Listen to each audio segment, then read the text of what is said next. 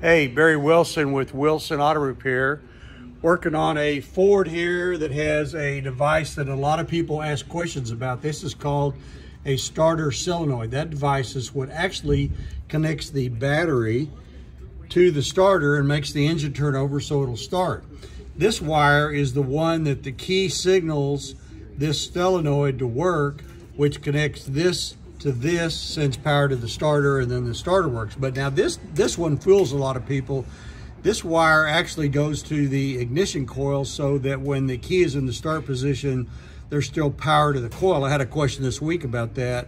And if this isn't wired into the coil, then your car won't start when you're trying to turn the key. Now, the other thing that we do that really works out well is we use one-wire alternators. These alternators turn with the belt.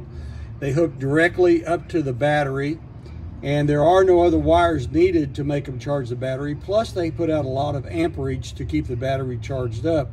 The older systems had voltage regulators and numerous wires going to the alternator, which it caused it not to charge as much. It was an older style alternator, only did about 45 amps. So these are really a good thing to use when you're trying to convert your car, bring it up to date. We use these battery cables right here, and we use a heavy duty fuse right here off of the alternator so that we're sure there's not any way to not protect this circuit. That's how we protect the circuit right here off the alternator to the battery. I'm Barry Wilson, Wilson Auto Repair. If you have other questions about your electrical, go to my website, wilsonauto.com.